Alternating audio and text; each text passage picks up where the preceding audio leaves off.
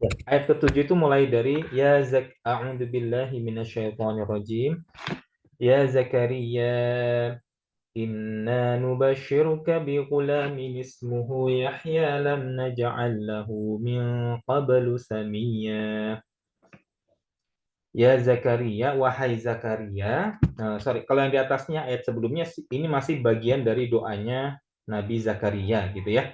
Yarithuni ya, yang akan mewarisiku wa yarithu min ali Yaqub, dan mewarisi sebagian keluarga Yakub ya. Maksudnya apa? Di sini jelas menunjukkan bahwa Zakaria adalah keturunan dari Nabi Yakub, yang berarti beliau adalah seorang nabi dari Bani Israel gitu ya. Jadi maksudnya apa ini mewarisi sebagian? Wayarithu min ali Yaqub ini maksudnya adalah mewarisi kenabian dan hikmah gitu. Ya, sama halnya seperti Nabi Sulaiman yang mewarisi Daud.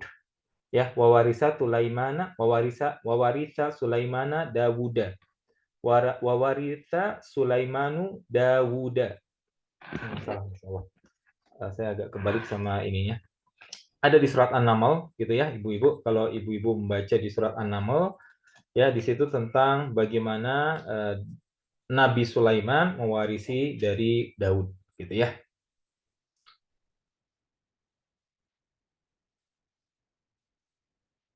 Wawarisa Sulaimanu Dawuda ya. Jadi Sulaiman mewarisi dari Daud. Apanya yang diwariskan kepada Nabi Sulaiman? Yakni mewarisi dari kenabiannya. Nah, di sini juga sama, yarithuni, mewarisi aku. Jadi kenapa? Karena Nabi Zakaria itu adalah Rasulullah. Jadi Nabi Zakaria berdoa supaya diberikan keturunan yang juga mewarisi kenabian Nabi Zakaria, gitu ya. Dan ada sebagian dari keluarga Yakub, jadi sebagian dari Bani Israel itu juga menjadi nabi. Makanya kenabian ini diteruskan, ya ada garis kenabian sepanjang keluarga Bani Israel, ya. Tapi tidak semua Bani Israel adalah nabi. Makanya di sini dikatakan min al Yakub, dari sebagian keluarga Yakub, ya. Maksudnya apa? Berarti Nabi Zakaria menunjukkan keinginannya bahwa anaknya ini nanti itu juga diangkat menjadi Rasulullah Shallallahu Alaihi Wasallam, ya, Rasulullah Alaihissalam, ya. Jadi waja'alhu Rabbi radiyya, ya, dan jadikanlah dia Rabbi, wahai Tuhanku, radiyya, yang diridhoi. Nah, kemudian permintaan Nabi Zakaria ini dijawab oleh Allah. Ya Zakaria, wahai Zakaria, inna sesungguhnya nubasyiruka bighulamin ismuhu Yahya. Ya, kami ya nubasyiruka, kami memberi kepadamu kabar gembira. Ya, basyara yubasyiru. Ya, nubasyiruka, kami memberikan kepadamu kabar gembira. Bighulamin, dengan kelahiran anak gitu ya. Bigulam, dengan kelahiran dengan seorang pemuda. Ismuhu Yahya, yang namanya Yahya. Jadi ini juga merupakan perintah dari Allah untuk menamakan anak yang lahir nanti itu adalah Yahya. Ya, ini bentuknya khabar, berita, tetapi ini sebenarnya perintah juga untuk Nabi Zakaria. Akan ada anak namanya Yahya. Ini sebenarnya perintah juga dari Allah, anakmu itu harus namanya Yahya, seperti itu. Lam naj'al lahu min qablu samiyya. Lam naj'al lahu, yang belum pernah lah ya. Lam naj'al lahu, yang belum pernah kami jadikan untuknya min qablu, dari sebelumnya, samiyya, yang serupa dengannya. Nah, ini juga bisa bermakna yang sifatnya sama seperti Yahya, atau namanya memang sama seperti Yahya. Di sini ada beberapa perbedaan pendapat gitu ya. Jadi ada yang berpendapat ulama bahwa nama Yahya ini pertama kali itu diberikan kepada anaknya Zakaria ini, seperti itu. Belum pernah sebelumnya ada yang namanya adalah Yahya. Ada juga ulama yang berpendapat bahwa yang maksudnya adalah belum pernah ada anak sebelumnya yang lahir yang sifatnya seperti Yahya. Gitu ya, wallahu a'lam. Tetapi ini bukan perbedaan pendapat yang saling menafikan gitu ya. Jadi bisa saja memang keduanya, bisa jadi bahwa memang anaknya ini namanya itu pertama kali diberikan Yahya itu kepada anaknya Nabi Zakaria, Dan selain itu memang sifatnya Yahya itu pertama kali itu adalah muncul pada anaknya Zakaria ini, seperti itu. Gitu ya. Jadi kita ambil kedua pendapat tersebut. Ya, jadi ini adalah anak istimewa yang sebelumnya itu belum pernah ada yang sifat maupun namanya itu seperti Nabi Yahya ini. Ya, dan ini adalah suatu kabar gembira kepada Zakaria. Ya, anak itu adalah kabar gembira apalagi bagi orang yang sudah lama sekali menantikan kehadiran anak. Ya, seperti itu. Apalagi Zakaria yang dia selalu berdoa kepada Allah untuk diberikan anak untuk mewarisi beliau. Ya, di sini kalau dulu itu kalau saya itu punya anak itu baru punya anak setelah 9 tahun. Ya itu Masya Allah itu rasanya berbeda gitu ya. Benar-benar kabar gembira yang berbeda walaupun sudah ada penghasilan segala macam gitu ya. Tetapi kelahiran anak itu adalah sesuatu yang sangat berbeda. Ya, tidak sama ya. Levelnya itu tidak sama karena anak itu benar-benar sesuatu yang diberikan gitu. Allah memberikan kepada ya orang yang dikehendaki atau pasangan yang dikehendaki begitu. Ya, tidak semua pasangan itu diberikan anak. Bahkan banyak dari ummatul mukminin itu juga tidak memiliki anak. Ya, ibu-ibu kaum muslimin itu tidak memiliki anak. Aisyah radhiyallahu anha ya, posisinya sangat tinggi di sisi Nabi ya, tetapi qadarullah beliau tidak diberikan anak. Ya. Kemudian banyak ya ummatul mukminin seperti misalkan Zainab binti Jahsy itu juga tidak diberikan anak. Ya, ada ummatul mukminin yang lain yang diberikan anak tapi bukan dari Rasulullah. Seperti contohnya Ummu Salamah punya anak tetapi bukan dari Rasulullah. Rasulullah tidak beliau tidak hamil anak dari Rasulullah seperti itu. Ya Ummu Salamah ya, dia punya anak tetapi bukan dari bukan dari pernikahan beliau dengan Rasulullah. Ya. Kemudian yang selanjutnya qala rabbi anna yakunu li ghulam. Qala Zakaria berkata, "Rabbi wahai Tuhanku, anna yakunu li ghulam." Ya, bagaimana ada anak bagiku seperti itu, gitu ya. Jadi ini tadinya Zakaria itu meminta-minta, tetapi ketika kabar gembira itu datang, beliau tuh ternyata kaget juga gitu. Nggak nyangka. Ya, kok bisa gitu saya bisa punya anak? Ya, kenapa? Padahal wa kanat imraati aqiran. Istriku itu keadaannya mandul, wa qad balagtu minal kibari itiyya, dan sesungguhnya balagtu minal kibari itiyya, ya itiyan ya. Jadi sesungguhnya telah sampai kepadaku usia yang sangat lanjut, kira-kira seperti itu ya. Jadi intinya adalah Zakaria sudah sangat tua sekali ya. Wa qad balagtu minal kibari itiyya. Jadi usia lanjut telah mencapaiku, itu yang makna yang lebih tepat sebenarnya untuk seperti ini ya. Jadi itu sisi balaghahnya. Jadi bukan saya sudah mencapai usia tua sebenarnya, tetapi usia tua telah mencapai diriku seperti itu. Ya, jadi waqad balagtu minal kibari itiyah. Ya, itu sisi keindahan bahasa dalam bahasa Arab gitu. Jadi bisa dibalik gitu ya. Jadi bukan saya sudah tua sekali, tetapi usia tua sudah mencapaiku. Tapi maknanya sebenarnya sama. Maknanya sama. Intinya adalah Zakaria itu sudah merasa sangat tua sekali ya. Ini ada perbedaan pendapat di kalangan ulama ya.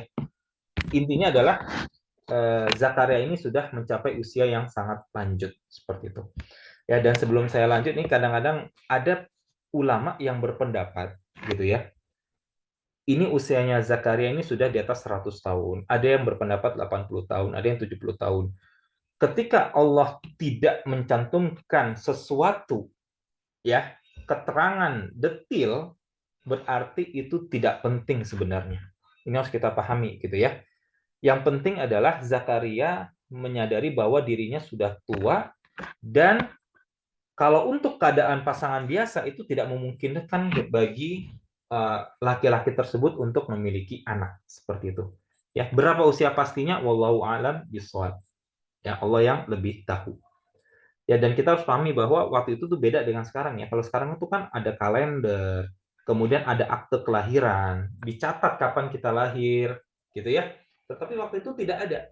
Sehingga Nabi Muhammad pun itu kelahirannya itu ada perbedaan di antara ulama. Kapan nih Nabi Muhammad ini lahir? Seperti itu. Itu ada perbedaan di antara ulama. Karena memang orang dulu itu tidak ada catatan akte kelahirannya begitu. Ya, sehingga mohon maaf bagi yang terbiasa merayakan, tetapi itu tanggalnya itu juga sebenarnya masih debatable, masih diperdebatkan seperti itu. Ya, nah ini yang membuat harus kita sadar bahwa ya ada perbedaan yang harus dipahami antara zaman kita dengan zaman nabi-nabi ya Nabi Muhammad dan zaman-zaman sebelumnya gitu ya kita harus memahami perbedaan keadaan kondisi masyarakat pada saat itu seperti itu tetapi kita bisa mengambil pelajaran penting karena Al-Quran adalah kumpulan dari hikmah ya jadi di sini Zakaria ini merasa sangat kaget ya beliau berdoa dan ternyata setelah diterima ya beliau malah kaget gitu ya tidak nyangka ternyata diterima gitu ya seperti itu. Ya, sama seperti halnya kalau misalkan kita berdoa supaya anak kita misalkan ya masuk ke dalam suatu perguruan tinggi gitu ya yang diinginkan, kita berdoa ya ternyata berhasil, ya kita kaget malah. Karena menurut perkiraan kita nih anak kita nggak akan sanggup, ternyata bisa. Ya kira-kira mirip seperti itu. Ya, kira-kira mirip seperti itu. Jadi sesuatu yang kita harapkan sekali tapi secara logika manusia ini nggak akan sampai gitu. Sehingga bukan berarti kita tidak percaya terhadap kemampuan Allah, teman-teman, tapi kita kaget sendiri karena di luar logika kita sebagai manusia. Kira-kira seperti itu. Kemudian Allah berfirman, qala kadzalika qala rabbuka huwa 'alayya hayyin. Qala kadzalik ya begitulah. Ya, begitulah. Qala rabbuka huwa 'alayya hayyin. Qala rabbuka berkata Tuhanmu ya huwa 'alayya hayyin. Hal itu adalah mudah bagiku. Nah, ini dari susunan kata ini ya, ada dari kata ini ya, qala rabbuka, berkata Tuhanmu huwa dia alayya hayyin. Ini mudah bagiku. Jadi di sini ada sebenarnya kata atau penghantar yang dihilangkan. Bahwa yang mengatakan ini sebenarnya adalah malaikat yang diutus oleh Allah. Tetapi malaikat ini karena fungsinya adalah penyambung kata-kata, maka dia berkata-kata sebagai orang pertama. Kira-kira seperti itu ya Bu, semoga bisa dipahami. Jadi qala kadzalika qala rabbuka wa 'alayya hayyin. Jadi qala dia berkata, ya kadzalika dia begitulah. Qala berkata rabbuka Tuhanmu huwa 'alayya hayyin. Tuhanmu berkata ini mudah bagiku. Berarti ada yang dihilangkan di sini bahwa sebenarnya yang berkata ini adalah malaikat, tetapi karena kata-kata yang diucapkan malaikat itu sama persis dan fungsinya dia hanya sekedar untuk menyambung saja, maka di sini itu dimasukkan secara implisit, tidak disebutkan secara jelas. Gitu ya. Tetapi ini maksudnya adalah ada malaikat yang dijadikan perantara untuk berkata-kata atau mengatakan kepada Nabi Zakaria seperti itu. Ya. Ini kalau ibu-ibu dan ini adalah stylenya Al-Qur'an. Kalau ibu-ibu kembali belajar di surat Yusuf gitu ya. Di surat Yusuf ada kalimat ketika saudara tertuanya itu ditinggalkan di bumi Mesir. Gitu ya. Ditinggalkan di bumi Mesir.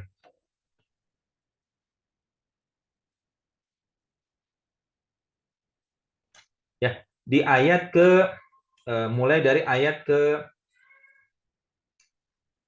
ke-81 ya kalau ibu-ibu baca di surat Yusuf irji'u ila abikum faqulu ya abana inna ibnaka saraqa wa ma syahidna illa bima alimna wa ma kunna lil ghaibi hafizin. Kembalilah kepada ayah kalian dan katakan wahai ayahku ayah kami sesungguhnya anakmu mencuri ya wa ma syahidna illa bima alimna dan kami tidak mengatakan sesuatu yang apa yang tidak kami tahu gitu. Wa ma kunna lil ghaibi hafidin dan kepada hal-hal yang gaib ya kami tidak tidak mampu menjaga dia dari hal-hal yang gaib seperti itu. Was'alil qaryatal lati kunna fiha wal 'ayra allati aqbalna fiha dan tanyalah kepada desa allati kunna fiha yang ada di dalamnya gitu ya wal 'iral lati aqbalna fiha, dan kepada para kabilah yang baru kembali dari perjalanan Mesir, dari Mesir. Wa inna lasadiqun, dan sesungguhnya kami adalah orang-orang yang benar. Qala bal sawwalat lakum anfusukum amra. Lalu ayahnya menjawab, ya, sesungguhnya ya kalian telah berkata-kata apa yang hati kalian cenderung kepadanya. Ya, jadi ini sebenarnya adalah kalimat dari kakak mereka yang paling tua, tetapi dititipkan dengan sama persis, disambung lidah, penyambung lidah kepada bapak mereka, ya, sehingga di situ seolah-olah itu si kakak mereka yang mengatakan, ya, secara langsung kepada bapak mereka, padahal enggak, tetapi melewati siapa namanya, melewati adik-adiknya yang lain, gitu ya. Intinya adalah di sini karena kalimat yang diucapkan oleh malaikat sama persis dengan apa yang disampaikan oleh Allah, maka di sini seolah-olah bagian malaikat yang menyampaikan itu dihilangkan, dijadikan secara implisit. Kenapa saya mengatakan seperti ini? Karena nanti ada bagian yang jelas ketika malaikat itu sendiri yang mengatakan. Nah, itu nanti ketika malaikat tersebut bertemu dengan ibunya Isa bin Maryam, gitu ya. Jadi ketika malaikat tersebut bertemu dengan Maryam, ya, alaihissalam, itu benar-benar malaikat yang diceritakan yang bertemu dengan si Maryam. Ya, di sini malaikat yang menemui Zakaria itu seperti diimplisitkan, ya, dijadikan secara implisit, ya. Jadi ada, kalau kita melakukan tadabbur itu ada hikmahnya juga nanti. Wa qad khalaqtuka min qablu wa lam taku syai'a. Ya, jadi hayyin, ya, itu gampang sekali. Hayyin itu adalah sesuatu yang mudah yang tidak memerlukan effort, gitu ya, hayyin. Ya, wa qad khalaqtuka, dan sesungguhnya aku telah menciptakanmu min qabl, ya, sebelumnya, walam taku syai'a, ya, padahal kamu belum ada sama sekali, seperti itu. Jadi penciptaan itu Allah bisa berkreasi semaunya, bisa dalam keadaan tidak punya bapak ibu seperti halnya Nabi Adam, tidak punya tidak punya bapak seperti halnya Isa, tidak punya ibu seperti halnya Hawa, ya, diciptakan dari tulang rusuk Adam. Dan di sini, ya, Allah menjadikan kelahiran Yahya itu adalah pembukaan sebelum kelahiran Nabi Isa. Jadi orang-orang tuh ada yang heboh, bingung, kok bisa Nabi Isa ini lahir tanpa bapak. Makanya di sini dikenalkan melalui mukjizat dulu yang lebih ringan. Kelahiran Nabi Yahya dengan orang tua, bapak yang sudah sangat tua sekali, ya, dan ibu yang mandul, seperti itu. Tapi itu mudah bagi Allah. Mudah bagi Allah untuk menciptakan anak lagi. Gitu. Ya. Jadi Masya Allah kita juga kalau melakukan tadabbur gitu ya, bagaimana anak itu lahir, itu mohon maaf, asalnya itu dari air mani.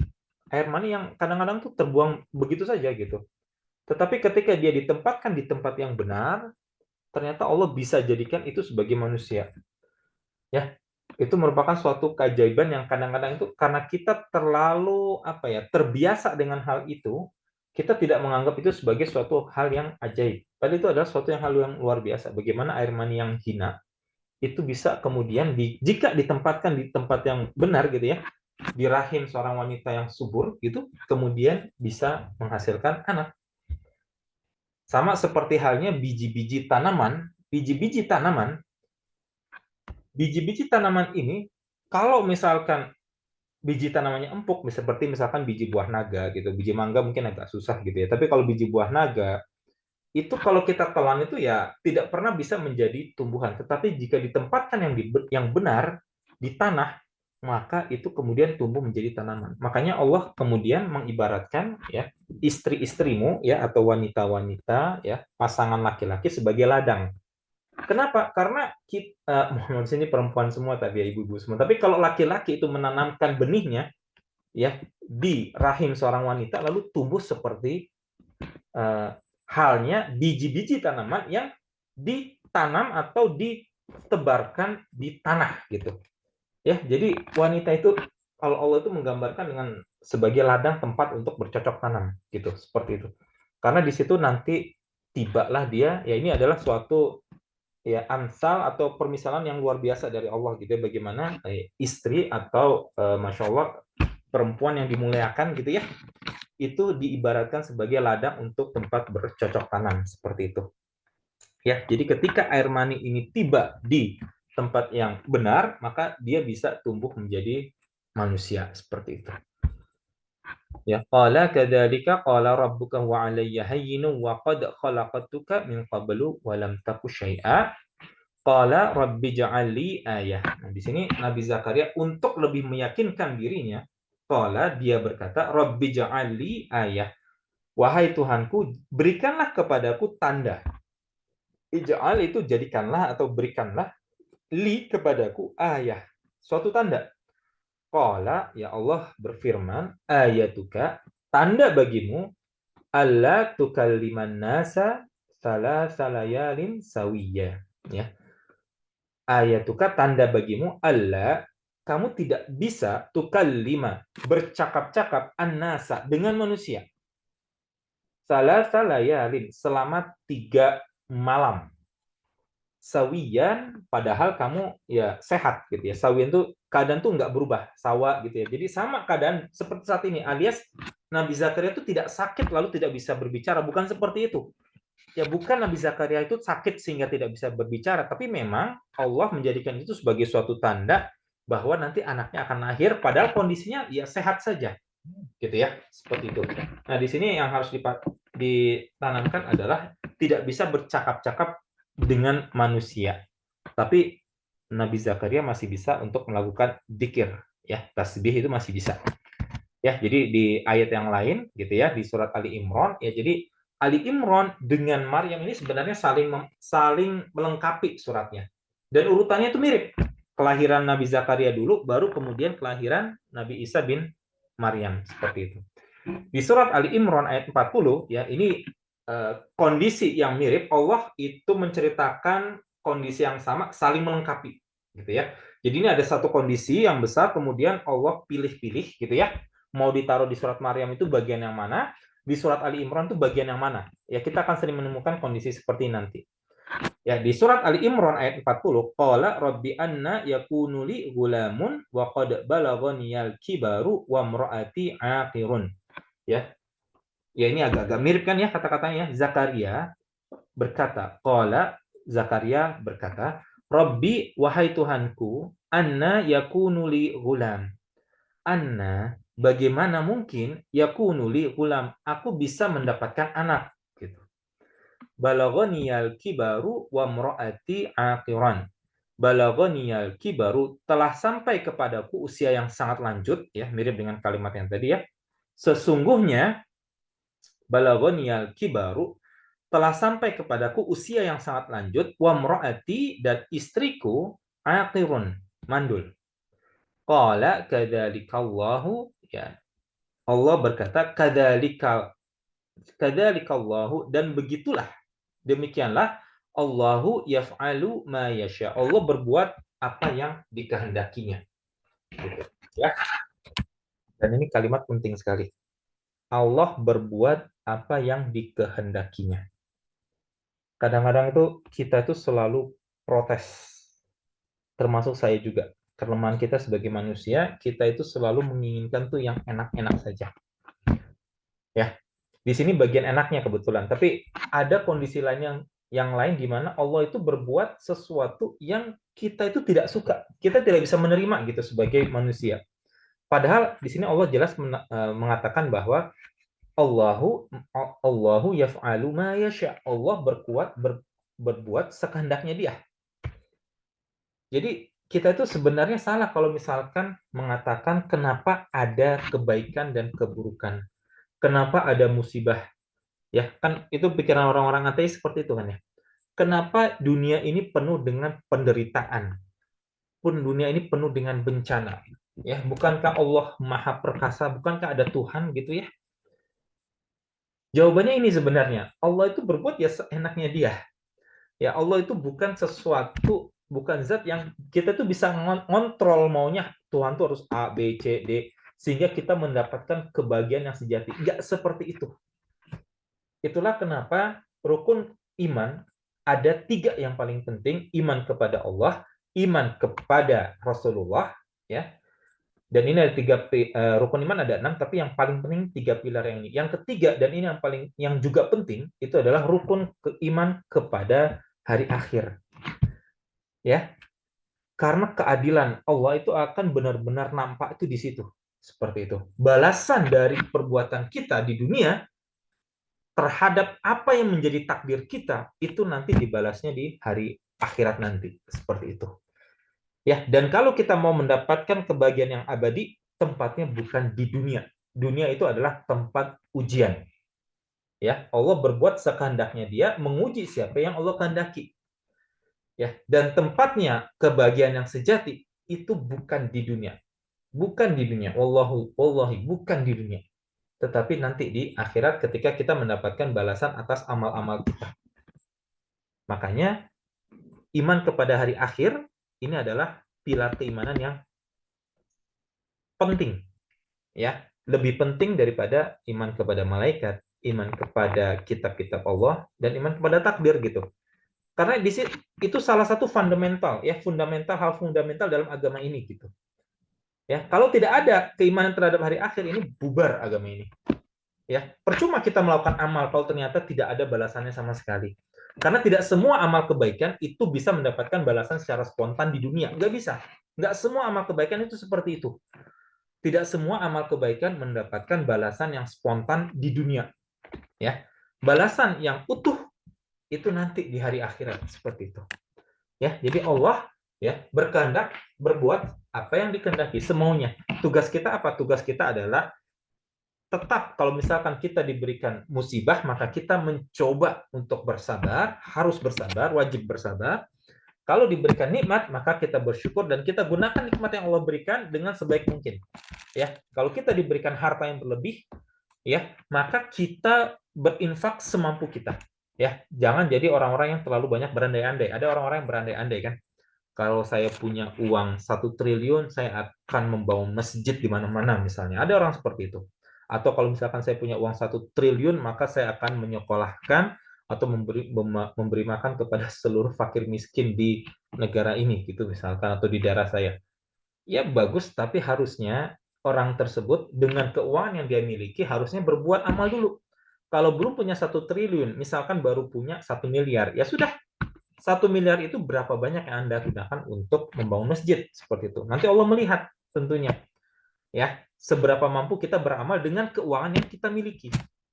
Ya. Ada juga orang lain yang mengatakan kalau misalkan saya ini tidak sibuk seperti sekarang, saya akan menghafal Quran. Ya, berandai-andai lagi. Ya sudah, ketika kita mempunyai waktu yang luang pada saat ini, sekecil apapun, walaupun hanya 5 menit misalkan, berapa banyak Al-Quran yang bisa kita hafalkan, walaupun satu hari hanya 1 baris gitu. Jadi kita berbuat itu sesuai dengan apa yang kita mampu dulu. Ya, jadi bukan khayalan yang terlalu diawang-awang gitu. Ya, harus berbuat sesuai dengan apa yang menjadi kemampuan kita pada saat ini. Ya, itu tadi ya, tadabbur sedikit dari kalimat ini karena ini penting sekali. Qala kadzalikallahu yaf'alu ma yasha. Allah berbuat ya seenaknya Dia. Ya, itu adalah hak prerogatif Allah seperti itu. Ali Imran ayat 41, qala rabbi ja'ali ayah. Ini mirip ya. Berikan kepadaku tanda. Nah, ini yang harus dipahami. Qala ayatuka alla tukalliman nasa salasata ayyamin illa ramza. Qala Allah berfirman gitu ya, ayatuka tanda bagimu alla tukalliman nasa. Ini mirip. Kamu tidak mampu bercakap-cakap dengan manusia salasata ayyamin 3 hari. Tadi 3 malam ya, salayalin ya. Ayat yang sebelumnya ya, ayat di surat Maryam salayalin sawiya, 3 malam. Di sini Allah mengatakan 3 hari, ya, illa romza, kecuali dengan isyarat, gitu ya. Jadi sebenarnya Allah ini nyuruhnya 3 hari 3 malam, 3 hari 3 malam, ya. Cuman di bagian surat Ali Imran Allah menurunkan firman bahwa ketika Dia tidak akan bisa berbicara dalam 3 hari, 3 hari siang maksudnya ya. Kemudian di ayat lain 3 malam, seperti itu. Kenapa? Karena kalau di surat Maryam ini vibe-nya atau kondisinya itu adalah kondisi di mana Nabi Zakaria itu berdoa dalam kondisi di malam hari. Seperti itu. Ya.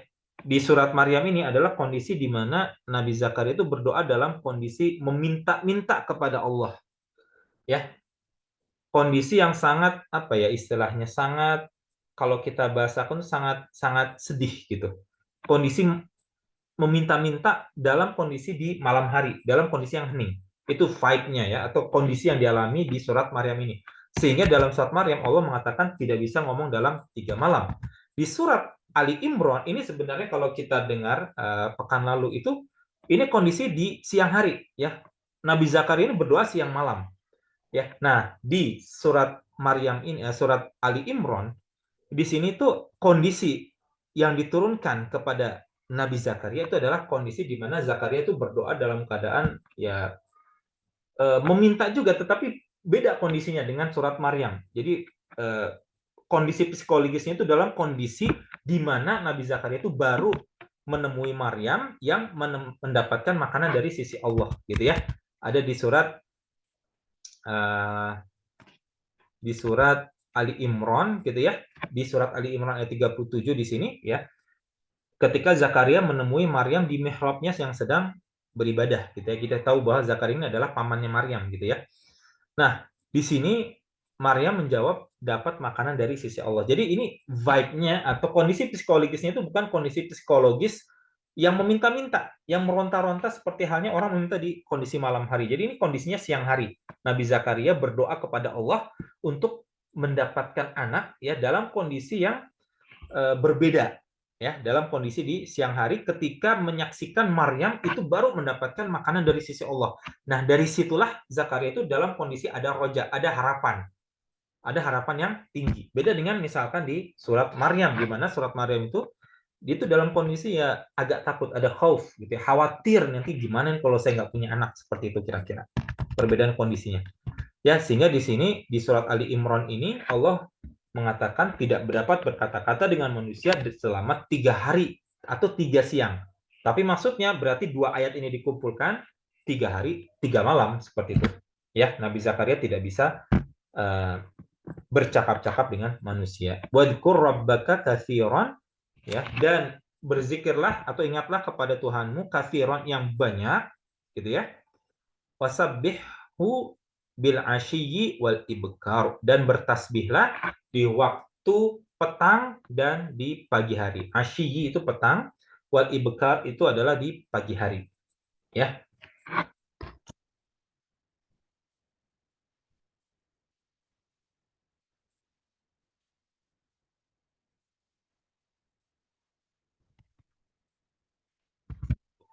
Oke, kita lanjut lagi di surat Al-Anbiya ya. Lanjutan berikutnya. Nah, ini adalah contoh doa-doa yang kita bisa tiru juga ya. Karena ini adalah doa yang dilakukan oleh para nabi dan itu menjadi sunnah bagi kita untuk meniru sunnah tersebut. Ya, di surat Al-Anbiya, wa Zakaria idnada rabbahu rabbi la tadarni fardan wa anta khairul warithin. Ya, ini mohon maaf ibu-ibu di sini yang belum punya anak atau yang mengharapkan anak atau saudaranya ada yang sedang menunggu anak, ya ini adalah salah satu doa juga yang bisa kita tiru. Wa Zakaria idnada dan ketika Zakaria menyuruh Rabbahu kepada Tuhannya, Rabbi la tadaruni, wahai Tuhanku, la tadaruni ya, fardan, jangan biarkan aku hidup sendiri ya. Fardan itu seperti munfarid, salat sendiri gitu ya. Rabbi la tadaruni fardan, jangan jadikan aku hidup sendirian. Wa anta khairul warithin, dan engkaulah ya, pewaris yang paling baik seperti itu. Yang ini adalah salah satu doa yang juga diucapkan oleh Nabi Zakaria dan boleh kita tiru gitu ya. Lalu kemudian di surat Al-Anbiya ayat 90, fastajabna lahu, dan kami jawab kepadanya atau kami mengabulkan doanya maksudnya, wa wahabna lahu Yahya, dan kami berikan kepadanya Yahya, wa aslahna lahu zaujah, wa aslahna. Nah, ini kalimat penting juga. Wa aslahna lahu zaujah. Wa aslahna, aslaha yuslihu. Aslahna, dan kami perbaiki zaujah. Wa aslahna lahu, dan kami perbaiki untuknya zaujahu, istrinya. Muslih ya itu adalah orang yang memperbaiki. Solih itu adalah orang yang baik. Aslaha yuslihu. yang memperbaiki. Aslahna, kami perbaiki. Jadi istrinya ini memang tadinya mandul, tapi Allah kemudian perbaiki kondisinya sehingga Allah menggunakan kata aslahna. Kami perbaiki istrinya, ya. Kami jadikan yang tadinya mandul kemudian kondisinya diperbaiki sehingga bisa mengandung anak seperti itu. Ya, aslahna, ya. Di sini kan kita kenal istilah namanya muslih, orang yang memperbaiki. Ya, kalau solih itu orang yang baik. Kalau aslah atau muslih itu adalah orang yang memperbaiki. Aslahna ya itu adalah kalimat dari af'ala yuf'ilu ya wazannya, atau aslaha yuslihu. Kemudian jadi aslahna. Ya, kami perbaiki kondisinya ya sehingga istrinya bisa mengandung. Aslaha yuslihu ya jadi aslahna. Ya. Innahum kanu yusari'una fil khairat.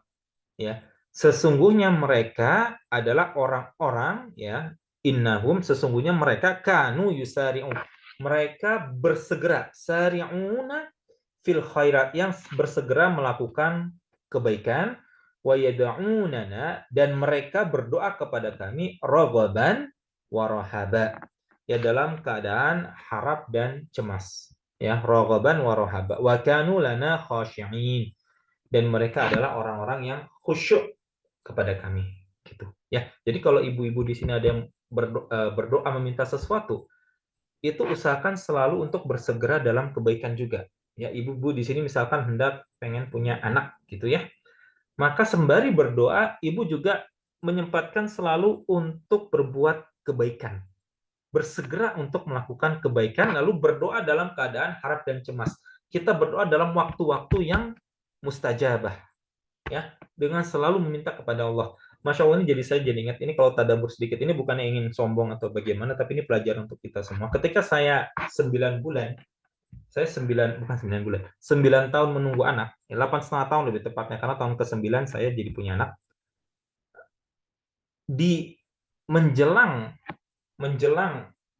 anak saya yang pertama itu muncul strip 2-nya gitu ya kira-kira. Waktu itu kondisi saya agak sedikit payah lah ibaratnya. Saya nggak mau mengatakan jadi kufur. Intinya adalah waktu itu kondisi saya itu lagi agak ya payah lah, nggak seperti sekarang. Sehingga saya dipaksa untuk melakukan puasa Daud. Saya dipaksa untuk melakukan puasa Daud. Ya, jadi double gitu niatnya untuk mendapatkan pahala juga sama hemat biaya makan gitu ya. Sehingga waktu itu saya melakukan puasa Daud. Ya, Masya Allah.